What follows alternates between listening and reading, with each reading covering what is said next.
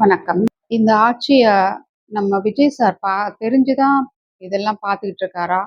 இல்ல தெரியாம இத எல்லாத்தையும் ஒத்துக்கிட்டு இருக்காரா? எல்லாரும் கழுவி கழுவி ஊத்துறாங்க. தெரியுதா அவருக்கு?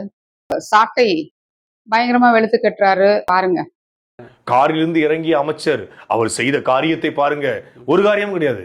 கார்ல இருந்து இறங்கி ஆபீஸ் போயிட்டாப்ல. இதை விட பெரிய குடும்பம் இல்ல. திடீரென கைகாட்டிய முதலமைச்சர் சிஎம் விஜய் சட்டசபைக்குள் செய்த செயல்.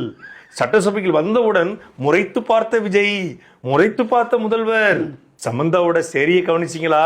அந்த சேரியில தாவேக்கா கொடியோட கலர் இருக்கு. தாவேக்காவுக்கு ஆதரவா நான் எப்போது இருப்பேன்னு சொன்ன சமந்தா சீரியஸா வந்து சிஎம் செஞ்ச செயலை பாத்தீங்களா? சீரியஸா வந்து சிஎம் என்ன பண்ணிருக்காருன்னு பாருங்க. நம்ம முதலமைச்சருடைய நாட்டுப்பற்ற பாத்தீங்களா?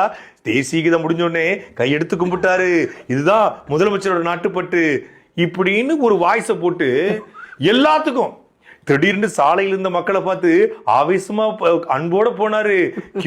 புக்கி சிஎம் பாத்தீங்க? புக்கியா ஒரு குழந்தைய கையில வச்சிருக்காப்ல. புக்கியாக மாறிய நம்ம சிஎம் முதலமைச்சருடைய அறையில இந்த நிகழ்ச்சி நடந்திருக்கு. இப்ப நீங்க பாத்தீங்கன்னா யாரா நீங்க?